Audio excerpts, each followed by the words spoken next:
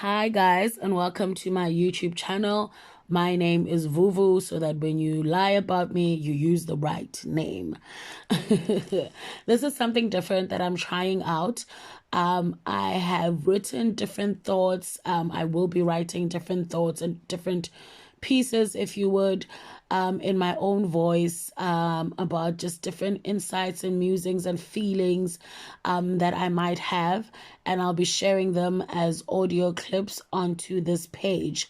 Hopefully this becomes a thing that it's not just my voice that you're hearing, and it's not just my voice that is being shared, or my thoughts rather, that are being shared, but we really hopefully create a community of not just people that I know, but also people that will be watching or listening. And I hope that someone or everybody finds something in here, for me, it's to laugh, it's to cry, it's to vent, it's to, come here with your thoughts. I think we live in a world where we don't really make a lot of space for people who have big feelings. It's always something that's seen as a weakness or something that is not ideal to have. So as someone who is always feeling their feelings all over the place, I wanted to kind of center them here and also just get the opportunity to try and discover my own writing style. So it is a bit selfish, but also hopefully something that will resonate with people. So cool, I'm going to go into the first one. This one is thought one. IPHINDLELA, love in it. I'm in a small panic. I want my friend to remind me for the 1 trillionth time why it is a bad idea to text this homie. I send her a text reading, remind me how XXX not talking to me is him enforcing his boundaries, and how even if I reach out without even the slightest intention to garner a response, but just from an inherently selfish lapse of judgment, I would be encroaching on his boundaries. And that no, those are not signs you're seeing, Vuvu. You're just feeding your own narrative. And yes, even if you could masturbate to a Times New Roman version of his name, it is not, in fact, the ultimate expression of love. Shoo. So I decided to get out of my own head, right? By, of course, taking a shower with the backing music of the playlist I created when I was going through it all with this person. Smart, right? Every song that plays seems to reinforce this pseudo self-fulfilling prophecy that I created in my head. Then IPHINDLELA by BONGO MUFFIN starts to play as I'm brushing my teeth, and as I'm listening, I let myself slip into the healing fantasy of not only life working out, but love working out too. How I've always wanted to walk down the aisle to the sound of the eternally sexy Thandiswa Mazwai singing about how into yakhe yamthanda nobisela utywala. It was somewhere between the beat and the lyrics that I let out a big fuck and realized I'm always going to be screwed. I am a romantic in denial. Oh, such a terrible thing to put a romantic's heart in the body of someone who tends to rebel just for the sake of rebelling. Also, what a decidedly me thing to be, though. Always feeling my feelings all over the place, or just not at all.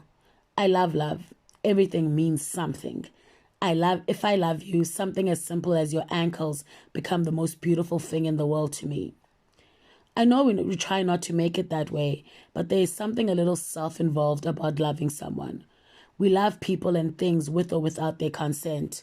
We say, here, take this feeling I have for you and treat it with care.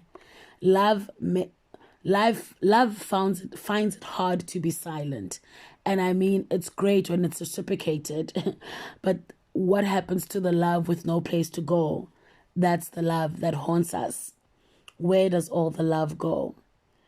As someone who's perpetually single, I've rebranded fear of rejection as a hoe is life lifestyle. And though for the most part, I feel safer in the nasty business that is hookup culture or situationships, I also know that every time I enter into a new one, it's me again not showing up for myself and essentially being a coward. I am a coward. This thing that I love so much, this thing that I live and die for, is also the thing I'm most scared of. But even in that, it doesn't mean that love still doesn't make its presence felt. So again, where does all the love go? There are only two people I have loved who I feel did not deserve my love. There are people who don't love us the way we deserve to be loved, or can only love us in as far as their love reach would go. These are not the people I'm talking about. The one person is family, and the second person is my first heartbreak. There was a callousness and disregard to how things played out. And I can't extend they're a bad lover but not a bad person mantra. I tell myself, I unequivocally believe they are a bad person and fuck them very much, respectfully. Even today, even in this moment, outside of this letter, I'm again saying fuck them very much. I'm just simply not evolved enough to be able to wrap my mind around what very much felt like an emotional violation to me. But generally, I dig people immensely, and once I love you, I have a truly difficult time to let you and it go. And honestly, for the longest time, I really hated that about myself, my inability to let go or being an emotional hoarder. Excuse me. Can I also just take a break to say that the pressure for this to be good is insane? Because what? I do know that no one is forcing me to do this, and yet it feels urgent as a motherfucker to me. Also, as I'm writing, I'm realizing how much more concerned I am about your reactions to things. Like, you know how at some point Oprah started to preempt our awe and shock, and it kind of gave off this, I might get off on the fumes of all this shock and awe, which I mean is fine, and nothing is truly altruistic in life. Anyway, even the biggest philanthropists have a personal stake in the giving, even if it's a feeling that they're chasing. I guess. So yeah, get into it. But yes, I do feel the pressure for it to really, really be good. And yeah, I hope it goes well. Anyway, you ever find yourself part of a conversation that you want to be part of forever? It's the forever part that I'm both intrigued and scared of. I'm a bit of a swan. I'm made for life. And so I'm probably always trying to go for forever. But also, I'm so scared of the fact that if we are going for forever, it means you have ample time to build a solid case of how I am a shitty person. Or maybe you discover the fact that I'm a fraud. Yeah, you again go. I think I've been with largely misaligned people. And also, I've been with them at the peak of their misalignment. I mean this for ex-lovers and friends. I wanted to save them. I wanted to do this big thing for them because I have this big love. It seemed like such an endgame expression of love. But honestly, it just fed into my people-pleasing and wanting to prove my worth and therefore, in my mind, make myself indispensable.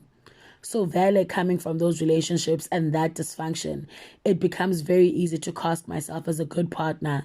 And because the shelf life of those relationships is not great, no one gets to stay long enough to see my love con. Or at least that's what I tell myself. Or maybe being honest is starting to feel a little uncomfortable and I can feel my insides do inside things really, and my scalp, it feels like it's alive. Yeah, clearly my body is having an adverse reaction to the truth. And also, what in the fucking exorcist is going on? Like, I can literally feel my insides insiding and my scalp scalping. But yeah, maybe something like a demon, just small demon in my body. Finally, I'm gonna meet you tomorrow. And I already want to love you for forever. Because I always want to love you, even if it's a day late. I'm interested in who I become when I'm with you. The things about myself that I could only discover through knowing you. I want to dig deep into what gives me pleasure about being with you, and not only in a sexual way. I want to understand why when you talk about the politics of the day, I want to very much lick your brain and also sit on your face, and I can't decide which is more urgent. Because when I love you, it's a chaotic thing. Chaotic but magical. It's the IPHINDLELA love in it. Into yam ndiyayithanda ugeza ngobisi uyichocolate iyo lavi uma efake iBrentwood efake nesport eshayi All Star lavi. Okay, I can't sing. I was about to go in it with you guys, but I can't. So that's the first thought. You'll see that nothing really gets resolved.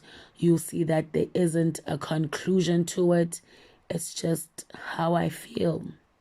And just to expand on it a little bit more, I think it was coming from a place where it felt like it felt like I didn't have an outlet for my feelings, and that, I was trying to navigate this whole thug and adult personas that I call, that I have inside of me, whereby certain things as an adult I'm okay and comfortable with doing, but as a thug, and I mean thug like in not like a serious thug doof doof on the street kind of way, but nje, as someone who thinks that they are perhaps within the game, sometimes I do things that suit the thug and not necessarily the adult, and the adult will revolt. And sometimes I do things that suit the adult and the thug will revolt,